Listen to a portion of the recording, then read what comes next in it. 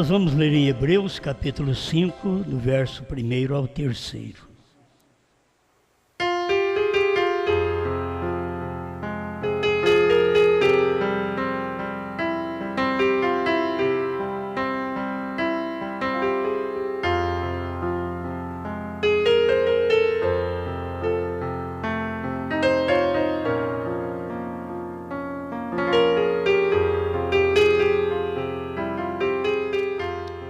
Porque todo sumo sacerdote, tomado dentre os homens, é constituído a favor dos homens, nas coisas concernentes a Deus, para que ofereças dons e sacrifícios pelos pecados, e possa compadecer-se eternamente dos ignorantes e errados, pois também ele mesmo está rodeado de fraqueza.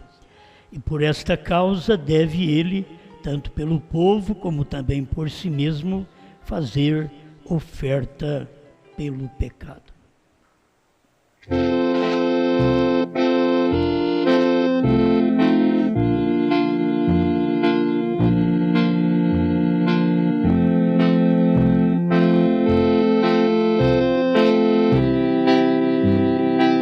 Amado Criador, dê-nos graça, Senhor, para mais uma vez falar da Sua palavra, reconhecer o que somos. E se somos, é a graça. Se temos, é a graça que tem nos dado. Não há nenhum merecimento. É o favor merecido.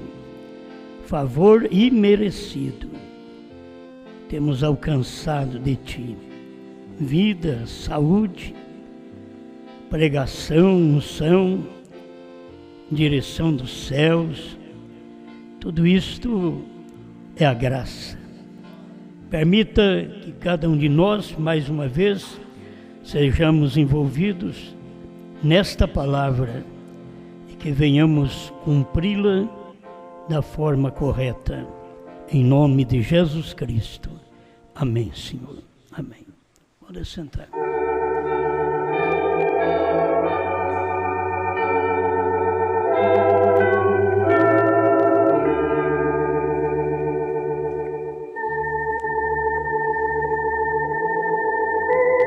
Permaneça no seu chamado.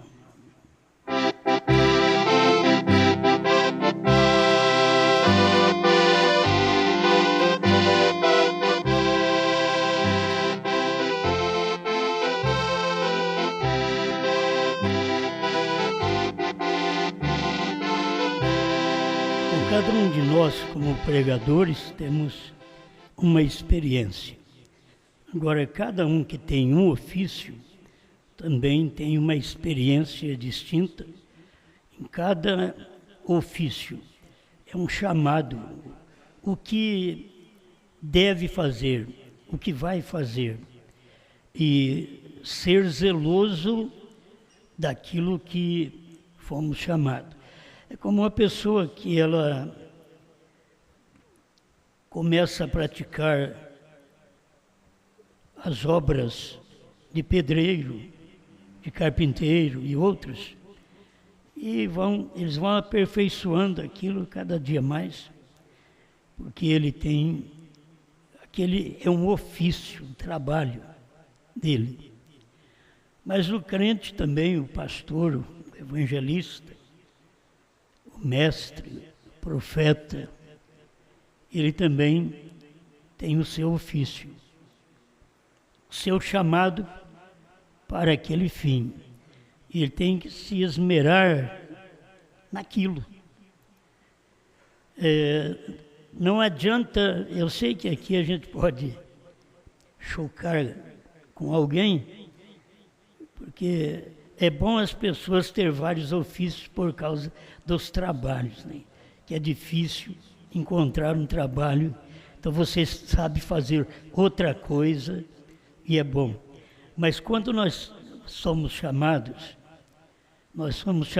a um ofício, e o irmão Brana diz para permanecer naquele ofício. Permanecer naquele chamado, aquilo que Deus te chamou. E tem uns que é chamado para evangelista, depois tem o corpo da igreja local, que uns é chamado para diáconos, outros não, e tem até que se entender porque não é chamado. A pessoa vai ter que entender por que não sou chamado. Muitos querem oferecer trabalho para ver se descobre em si um ofício. E muitos desejam um posto, um serviço dentro do corpo local de membros, que é o corpo ministerial, onde é regido pelo pastor. A igreja tem um pastor, assim como a mulher tem um marido. E nós temos mostrado há tanto tempo com respeito à forma de um obreiro agir, dele ser benquisto pelo povo, benquisto pelo seu próprio pastor. Cada um tem que permanecer no seu posto, tem que permanecer no seu chamado. Nunca entrar no chamado do outro. Tem hora que as pessoas podem dizer, Deus me chamou. Aí faz uma coisa, daqui a pouco Deus me chamou para outra coisa. Então, nós temos que saber que tem um chamado. Irmão Brana mostra que o pastor ele é escolhido desde o ventre. Ele vem de nascimento. Eu creio que os demais ofícios também é assim. Eu não tenho, talvez, muito entendimento do que tem acontecido com aqueles que pregaram depois do Pentecoste. O Filipe, que nós o conhecemos como evangelista. A gente não tem muita coisa dele lá para frente, mas ele foi um evangelista, cumpriu o seu ministério, e ao cumprir o seu ministério, o que foi feito? Foi chamado Pedro e João. Por que foi chamado Pedro e João? Porque aquele ministério de Pedro e João era um ofício que o Filipe não tinha. E aquele povo não precisava apenas ser evangelizado, mas precisava ser pastoreado. Então tinha que chamar Pedro e João, que foram para lá e oraram por eles para que eles recebessem o Espírito Santo. Isso nós sabemos. Mas lendo a mensagem de irmão Brana, tentando fazer um serviço para Deus fora da sua vontade, muitas vezes as pessoas não ouvem a maneira correta e faz como Davi. Eu posso ler aqui para você estes homens que irmão Brana expressa que eles tiveram unção, mas eles erraram. Mas eles eram ungidos para uma coisa, mas foram fazer outra coisa. Então a gente tem que descobrir que Deus tem nos chamado para algo e permanecer naquilo. Então o que faz o evangelista? Irmão Brana diz que ele tem um fogo dentro dele que o leva a falar com o pecador, ir em busca do pecador. Aquilo está queimando dentro dele. Não é um obreiro apenas, não é um pastor local, ele é um evangelista. Aquilo, ele leva o evangelho. Você não pode ser o evangelista se não levar o evangelho, né? Leva o evangelho. Agora, depois de levar o evangelho, tem aqueles que pastoreiam aqueles que foram evangelizados. certo? Teve um tempo que o irmão Brana foi tudo, o irmão Brana foi até diácono, porque eu também já fui até diácono. Por quê? Porque não tinha diácono. Então a gente é evangelista, a gente ia nas praças, pregava. Esse é um trabalho mais do evangelista. Vai lá na praça, evangeliza, dá um folheto, uma mensagem do profeta, convida as pessoas para vir ao local de reunião para ouvir o pastor. É um trabalho evangelístico que eu mesmo fiz na denominação, fiz dentro da mensagem, e fiz na primeira e segunda etapa, mas quando chegou a terceira etapa nós já estávamos todos aqui, então continuamos apenas pastoreando. Mas quando a gente vai e abre um trabalho, faz um trabalho, mostra que tem um ofício para aquele fim.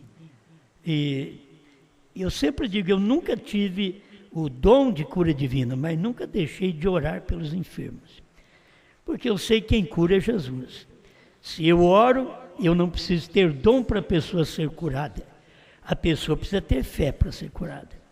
Mas eu posso orar com fé, mesmo se eu não tenho um dom. Eu posso orar pelas pessoas e elas serem curadas pela fé delas. Por isso, eu nunca me envaideci achando que tem alguma coisa quando alguém recebe a minha oração e é curado. Eu nem expresso quem foi que orou.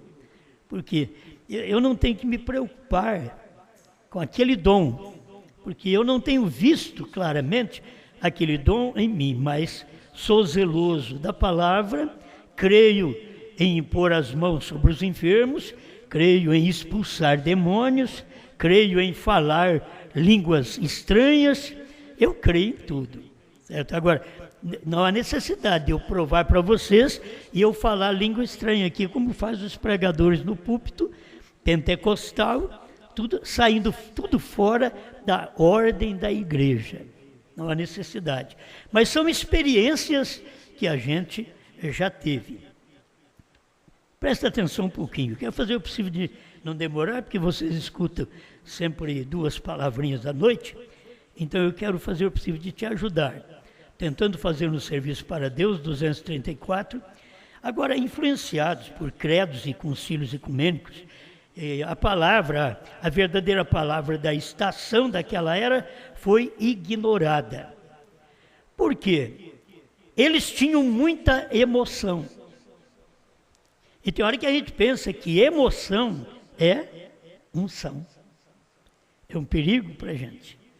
Emoção. A gente é emotivo e pensa, eu estou ungido. Não, estou emocionado. Não quer dizer que estou ungido para aquele fim. Então, tudo isso a gente vai aprendendo depois do tempo.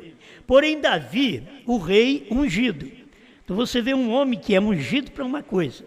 Não importa que ele teve coisa errada, não importa que ele pôs o marido da mulher na frente da batalha para poder morrer, para ele ficar com a mulher daquele homem, ele era um rei ungido. Se ele ficasse só até aí, então ele era um rei ungido e não sofria certos castigos que ele sofreu.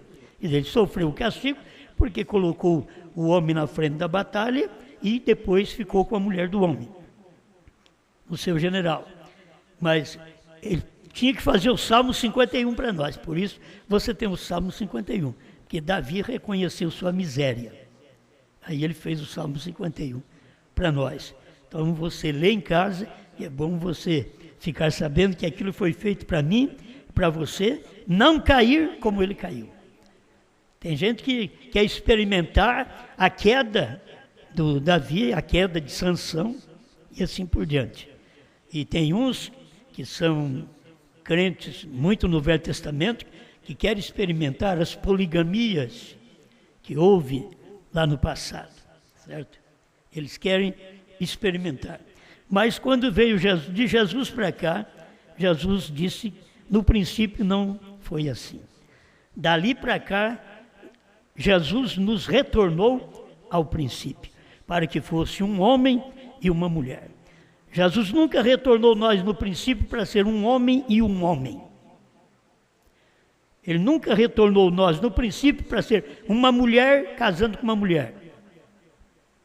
Ele nos retornou ao princípio, um homem e uma mulher. Porque lá no princípio, no Gênesis, houve um homem e uma mulher. Por isso Jesus veio em São Mateus 19 e ele estava retornando o povo ao princípio. Mas vamos um pouquinho aqui, ó. Davi, ele era ungido. Aí o irmão Brando começa a dizer, ele era rei, mas ele era rei ungido. Você diz, eu sou ministro ungido. Então, permaneça ministro. Porque você pode querer mudar, eu posso querer mudar. Eu sou um ministro, vamos dizer que eu sou um ministro ungido. Aí o irmão Brana vem e diz, então permaneça ministro, não tente ser profeta. Você permanece ministro e não tente ser profeta.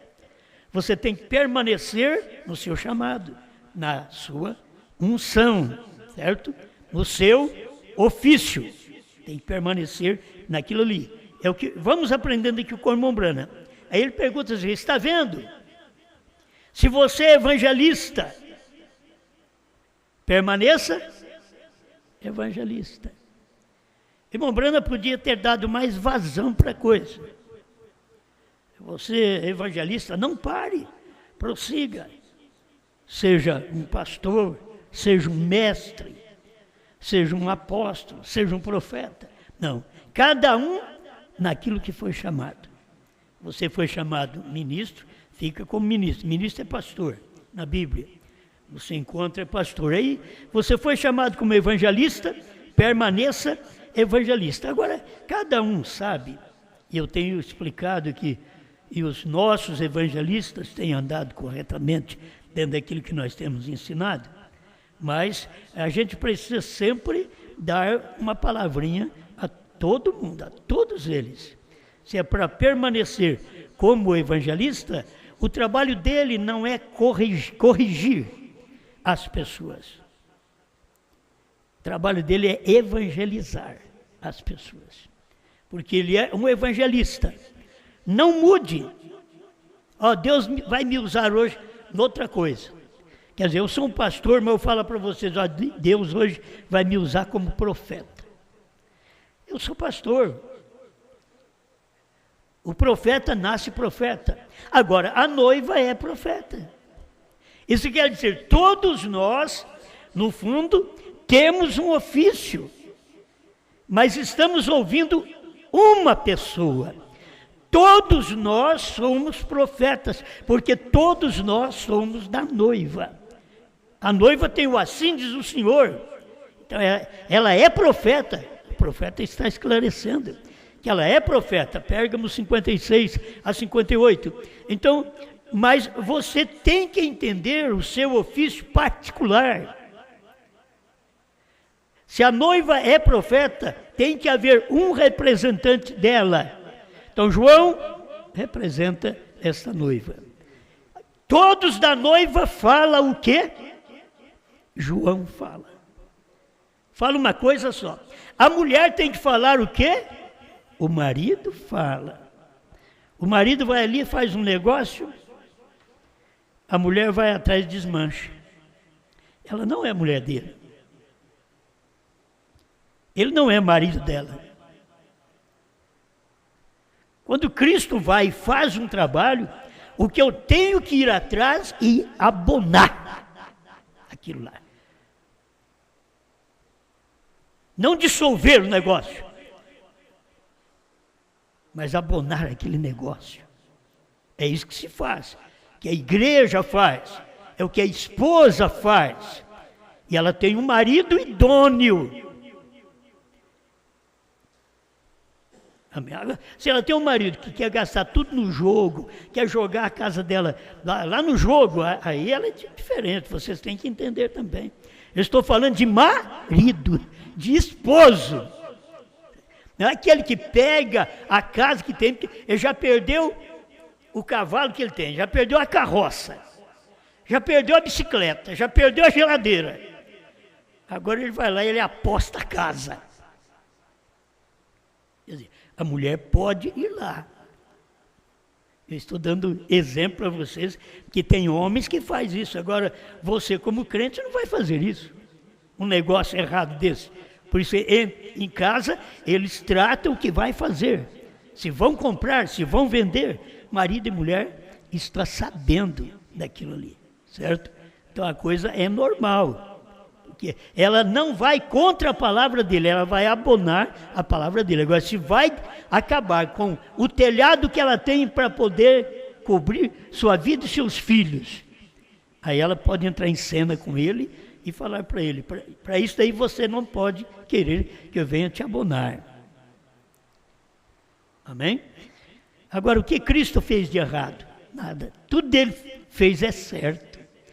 Tudo que ele fez é certo. O que eu, como igreja, tenho que fazer? Tenho que apoiá-lo em tudo.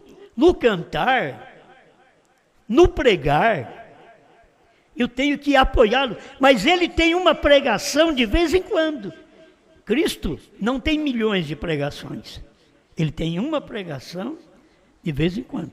Ele teve um Moisés que pregou para todos os milhões de judeus.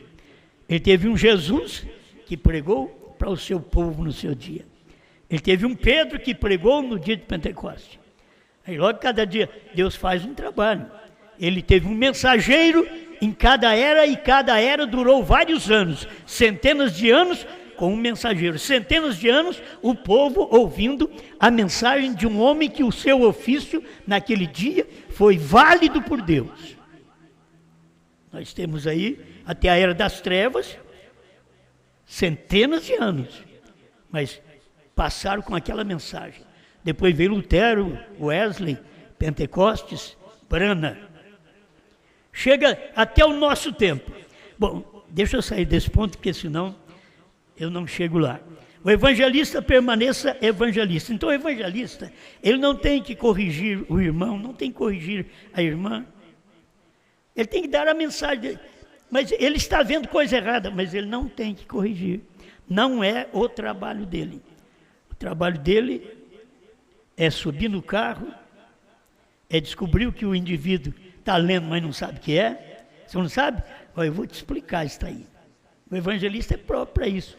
Eu vou te explicar isso daí. Agora, nenhuma correção, ele não tem direito de corrigir o povo.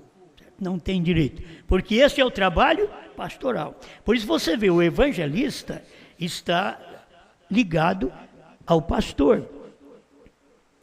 Sempre nos lugares que você vê, o evangelista está ligado ao pastor, ligado a uma igreja local. E se tiver, vamos aqui clarear mais, se tiver o pastor local, que ele é o cabeça do rebanho, e tiver um pastor auxiliar, que existe por aí também. Então aquele pastor auxiliar, ele não tem direito de corrigir nada à igreja, porque o pastor local é o pastor bispo, o cabeça. Aquele é o que toma conta daquele rebanho.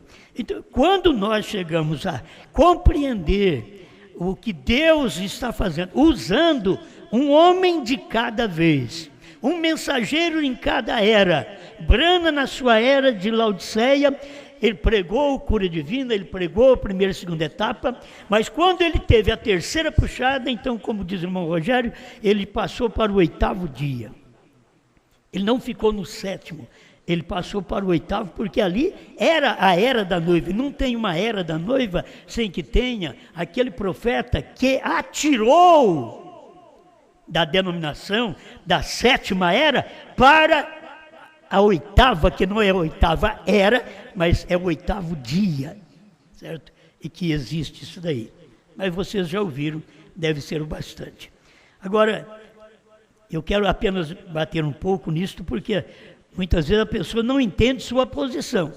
Nós temos também diáconos. Os diáconos têm direito de guardar o silêncio da igreja. Os diáconos precisam estar aqui para a hora que terminar o culto, fechar a porta. Isso é o diácono que faz. Fecha a porta para que nenhum menino e ninguém fique andando dentro do santuário. Certo? Tem que fechar. Isso é um trabalho do diácono. Ele tem que saber que antes dele ir embora, ele tem que fazer alguma coisa. Ele pode combinar com o porteiro, ele pode combinar com o morador aqui da igreja, mas ele tem um ofício que ele tem que cuidar. Isso aí já é particular meu, entendeu? Tenho que mostrar para você que é um trabalho de proteção ao culto que houve. O irmão Branham diz que se você começa a andar para lá e para cá e conversar dentro da igreja, depois que teve um culto, você perde todas as bênçãos daquele culto. Então, para que perder? Então, um diácono é para isso. Um diácono não é para puxar a orelha do filho dos outros. É simplesmente para falar com a criança, com amor, com jeito. E se aquela criança desobedece uma, duas vezes, ele vai ao pai da criança e avisa que aquela criança está agindo daquela forma. Amém? Mas ele não tem direito de pegar a criança pela orelha e fazer qualquer coisa, ou dar-lhe um tapa, certo? Ele não tem direito, ele é um diácono, ele está colocando ordem na casa de Deus. As pessoas precisam entender isso, e os pais precisam entender, não achar ruim quando um diácono chega a expor o seu ofício, de falar com o menino, fala baixinho com o menino, ajeita para que ele não fique andando na igreja, e principalmente é que depois que termina o culto, nós precisamos desta correção. Toda a igreja, certo? Toda a igreja precisa. A nossa precisa dessa correção. Fechar a porta. Vocês ficam do outro lado da porta ali, então tudo bem. Tomar cuidado. Mas não pode ficar aberto para crianças ficar andando para lá e para cá. Nem depois que termina o culto, nem na hora do culto, nem antes da nossa reunião. Não pode, certo? Você já aprendeu com a mão brana, você pode chegar em silêncio, vir aqui no altar, ajoelhar, fazer um segundo de oração, voltar para o seu assento, tomar a sua Bíblia, tomar uma mensagem e ler com os olhos. Não é ler para os outros escutar, não. Ler com os olhos. Você faz aquilo ali. Bom, estamos simplesmente colocando cada pessoa no seu lugar. O diácono não tem direito de corrigir o povo. A única coisa que o irmão Branham disse que o diácono pode fazer é se alguém conversando aí no corpo da igreja, o diácono chega aqui e diz: psiu. O diácono pode fazer isto, mas é naquele período anterior ao culto, certo? No período do culto, é o pastor quem tem a voz ativa sempre na igreja. Todos os demais que estão ajudando, obreiros, evangelistas, diáconos, o direito que eles têm é apenas no silêncio, de guardar o silêncio do culto daquela noite, mas não sair repreendendo ninguém. Eu quero que vocês, obreiros por toda parte, no Brasil, fora do Brasil, aprendam. Nós temos gente aí na África, em Portugal, que nos ouve nos Estados Unidos, Califórnia e outros lugares. Eu quero que vocês aprendam, porque se você sai e semeia a mensagem, quantos evangelistas nós temos aí fora, eles saem distribuindo a mensagem, mostrando que esta mensagem, pondo a fita do irmão Brana, colocando a fita nossa, para poder mostrar que aquilo que o irmão Brana pregou nos selos está exatamente nestes CDs que nós estamos entregando ao povo gratuitamente. É um trabalho evangelístico que as pessoas têm feito. Mas preste atenção, não entre no outro ofício. Porque se o diácono começa a corrigir o povo, se o diácono começa a fazer propostas ao povo que não foi o pastor que fez. E o pastor não manda o diácono fazer coisa alguma. O diácono é quem faz aquilo de livre e espontânea vontade, porque ele lê a ordem da igreja e ele quer fazer aquilo de acordo com a ordem da igreja. Nenhum sabichão, nenhum mandão no nosso meio, certo? De chegar, querer até mandar nos demais diáconos, começar a corrigir os demais diáconos. Se fosse apenas entre eles conversar e propor aquele ajuste para um bom trabalho na igreja, seria uma bênção. Mas muitas vezes a gente quer ser outro cabeça. Tem o pastor como cabeça, e aí depois tem o evangelista como cabeça, aí depois tem o diácono como cabeça. Então é um corpo trinitário. O corpo da igreja. Aí totalmente errado. Agora presta atenção no que o irmão Brana disse. Lembre-se de Uzias. Nos dias de Isaías, o jovem rei, o jovem profeta, Uzias era um grande homem ungido. Mas ele era ungido para quê? Ungido para rei, certo? Ele era ungido para rei. Um homem ungido. Uzias era um grande homem, um homem ungido. Deus o abençoava. Aí o irmão Brando diz, bendisse a si mesmo. Isto é, ele abençoou a si mesmo. Ao invés dele depender da bênção do profeta, da bênção do sacerdote, ele abençoou a si mesmo. E foi a causa dele ter uma lepra na sua vida. Porque ele desobedeceu aquele chamado que ele teve. Ele teve um chamado para ser um rei. Permaneça como rei. Agora você foi chamado para sacerdote, para pastor. O outro foi chamado para profeta. Cada um permaneça no seu ofício, zelando daquele ofício. Então Uzias fez a coisa errada. E começou e bendisse a si mesmo. Ele tomou o lugar do sacerdote. E está o perigo. Aí você toma o lugar do sacerdote, você pode ser um evangelista e tomar o lugar do sacerdote. Você pode ser um diácono e tomar o lugar do sacerdote. Porque ele era um rei e tomou o lugar do sacerdote. Ele sendo um rei, ele achou que ele era alguma coisa, porque ele era rei. A palavra de rei não pode voltar atrás. Aí ele não considerou o que Deus tinha colocado como superior ao rei. Deus tinha posto um profeta. A sua nação tinha um profeta, tinha que ouvir um profeta. Se o sacerdote quisesse saber alguma coisa, ele corria ao profeta. Se o rei quisesse saber algo, teria que falar ao profeta. Mas esses que sofreram a consequência é porque eles não iam onde Deus tinha determinado, onde Deus tinha levantado pessoas e dado àquelas pessoas aqueles ofícios. Então ele bendiz a si mesmo. Sim, eu preguei sobre isso, diz o profeta, a vocês aqui uma vez. E um dia ele se exaltou tanto que simplesmente pensou que podia assumir o ofício de sacerdote. E ele, finalmente, perante o Senhor, aqueles sacerdotes lhe disseram, não faça isso, Uzias. O sacerdote avisou ele, você é rei, Uzias. Não faça isso. Você queimar incenso é para o sacerdote. Você não pode fazer isso. Agora ele pega e desobedece a todo mundo como rei e vai e faz aquilo ali. Não faça isso, Uzias. Porém ele se exaltou.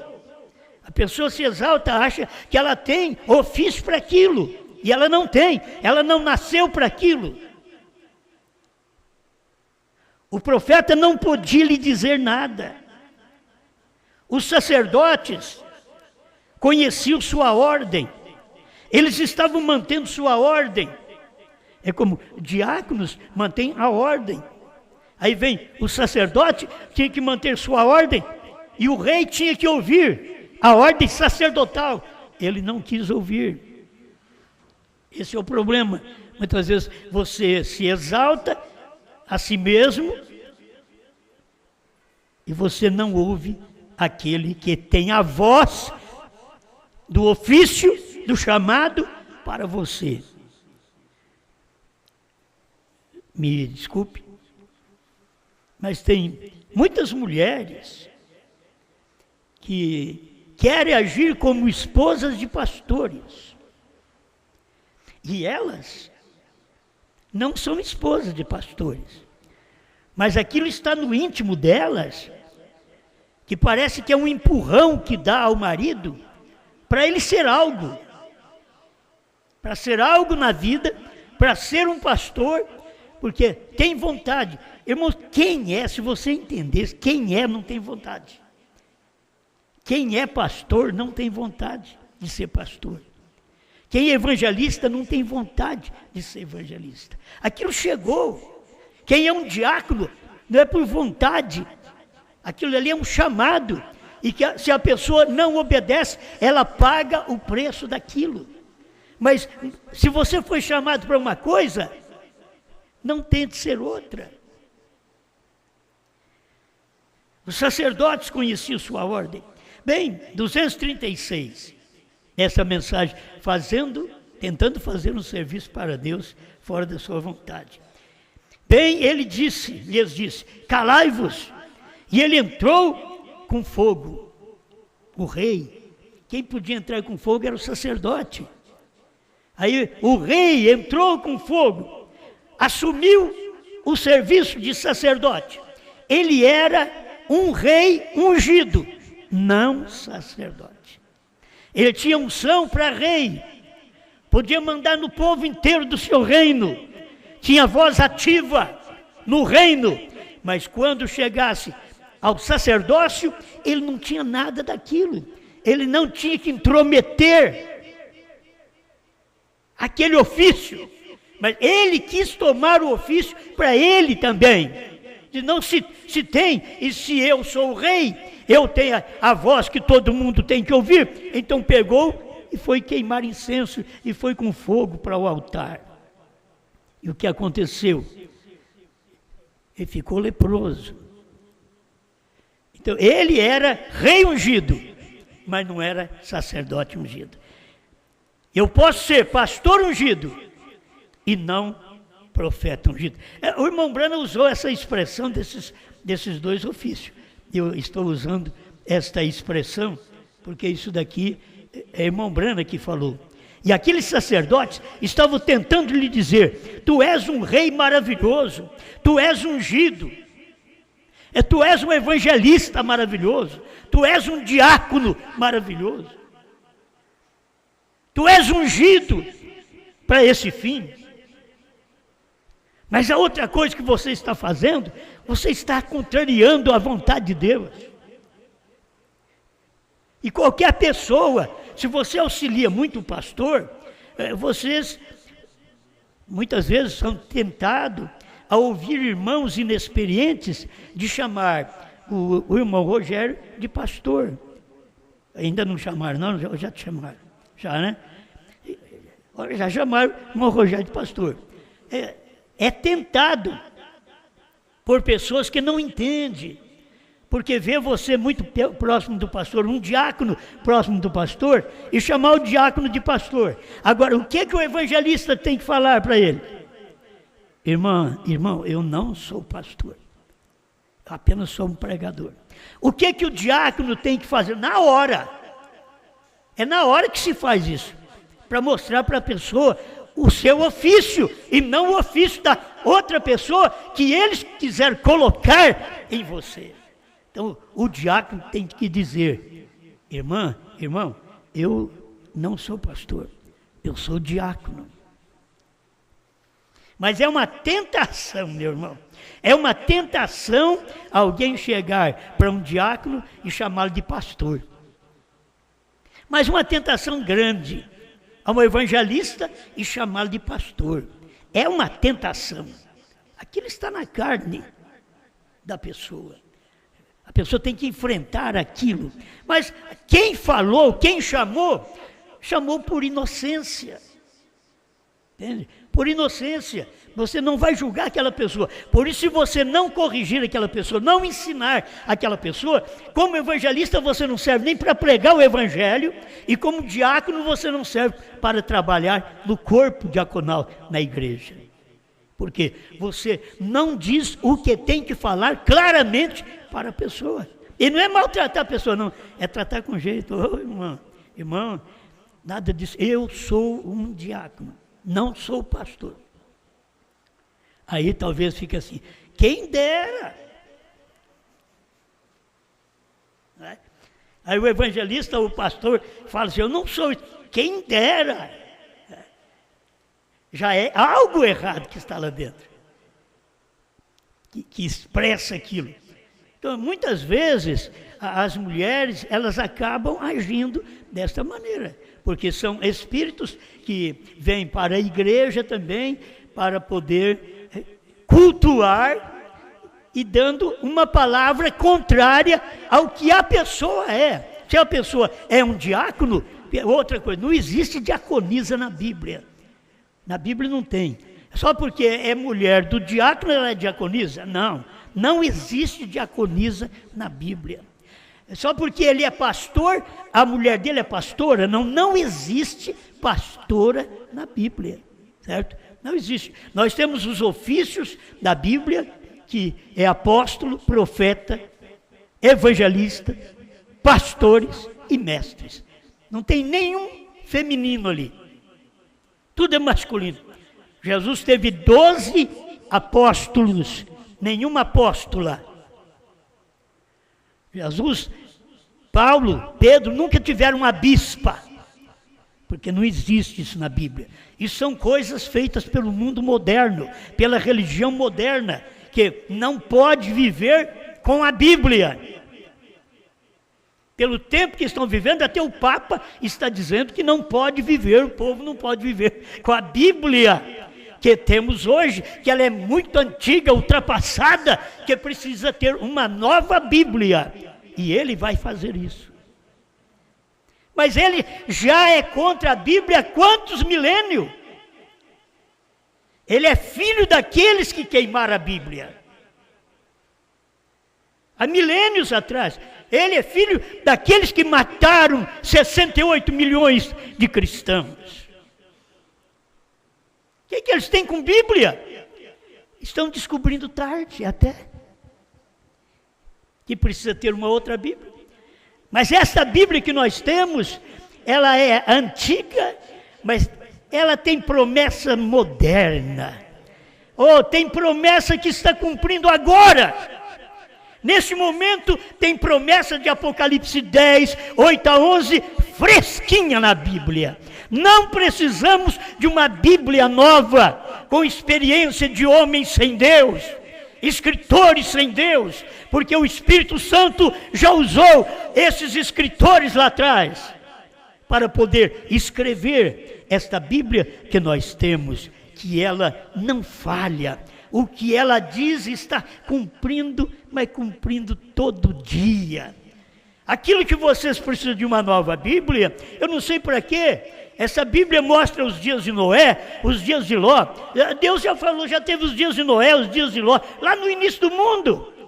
E Deus sabia, isso vai repetir, vai prosseguir essa descendência e vai repetir lá na frente esse mesmo tipo de carnalidade. Homens e mulheres carnais, contrário à própria maneira correta de Deus que colocou no mundo. Colocou um homem e uma mulher. Foi o que Deus fez, um Adão. Deus não fez um Adão e um Adão. Ele fez um Adão e tirou do Adão a Eva. É para você formar esse casal. Não tenho nenhum problema com quem vive homem com homem, mulher com mulher, o problema é deles. Eu sou um pregador da Bíblia. Eu tenho que pregar a Bíblia, não é a lei, não é as facilidades que existem, e também não tenho que prejudicar ninguém que faz coisa errada. Eu não. Eu não tenho que prejudicar ninguém que faz coisa errada, porque tem uma lei que vai atrás. E não tenho que preocupar com quem está fazendo coisas contrárias às Escrituras. Eu só tenho que pregar as Escrituras, porque quem vai cumprir estas Escrituras e trazer juízo não sou eu, é quem fez essa Bíblia, quem a escreveu, quem ungiu os escritores. Amém? Bom, a gente tem muita coisa aqui, mas vou terminar com isso aqui e deixar para outro dia. Só esse parágrafo, 237. E vocês, pastores, nunca deviam dizer a um profeta o que fazer.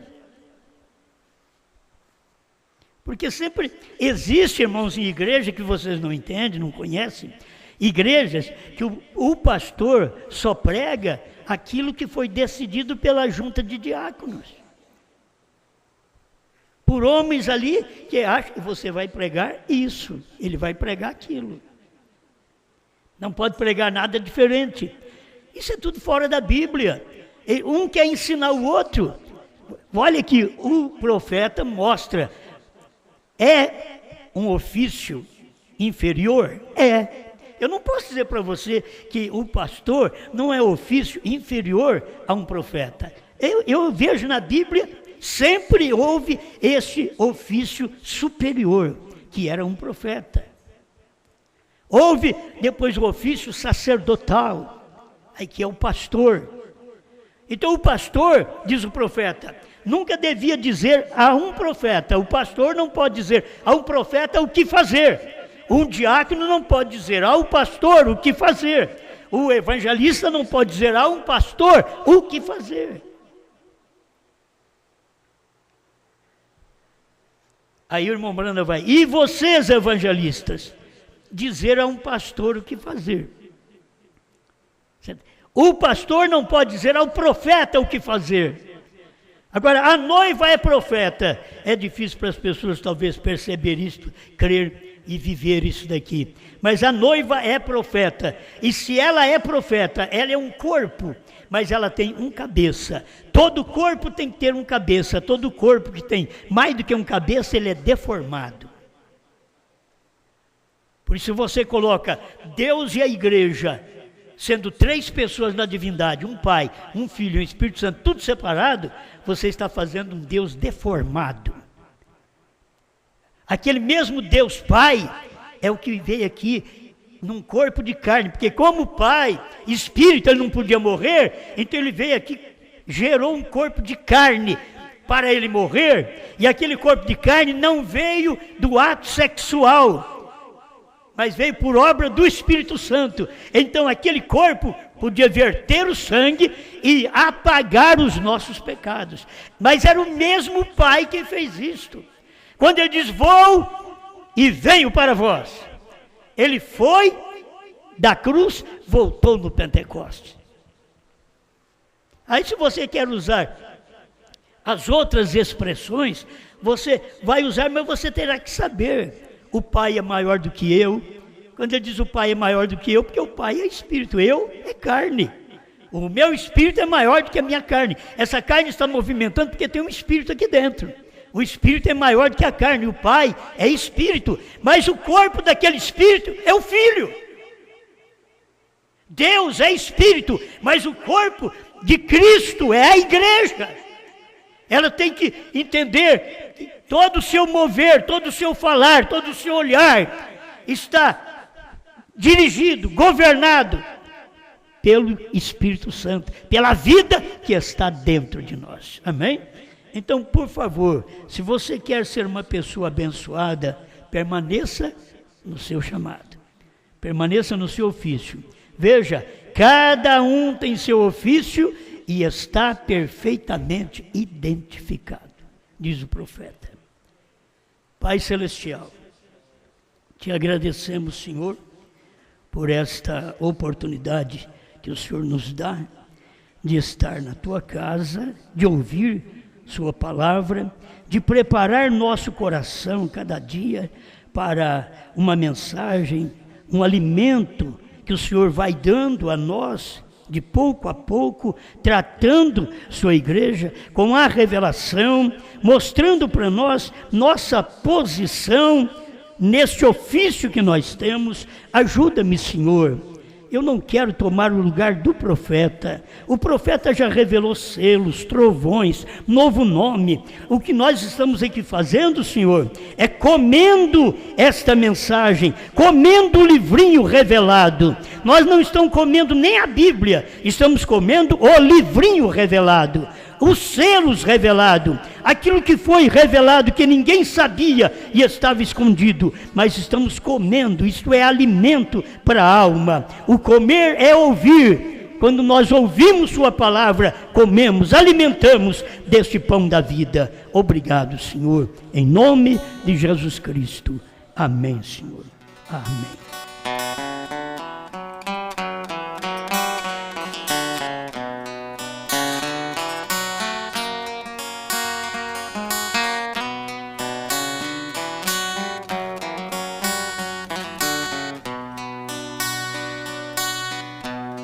O seu ministério aqui foi autenticado por Deus, foram numerosos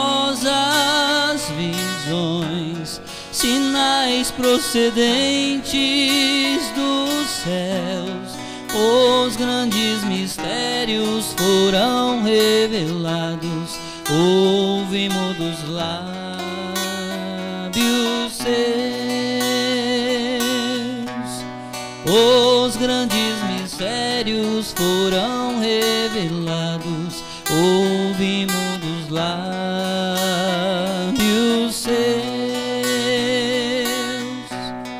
O homem vidente já foi, a sua mensagem ficou, reviveu em nós a semente, fez o que Deus lhe mandou, partiu para Cristo após a conclusão, e tudo Ele restaurou. Partiu para Cristo após a conclusão, e tudo Ele restaurou.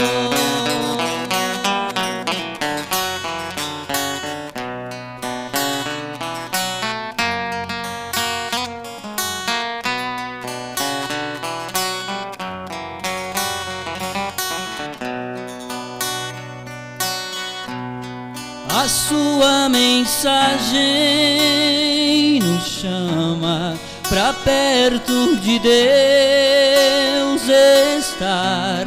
Aquele que o trouxe e o levou é o mesmo que vai voltar. E agora o profeta nos braços de Cristo espera o rebanho chegar. E agora o profeta nos braços de Cristo espera o rebanho chegar. João outra vez já pregou o que Brana veio revelar. A esposa já se aprontou e espera Cristo chamar. E agora o profeta nos braços de Cristo espera o rebanho chegar.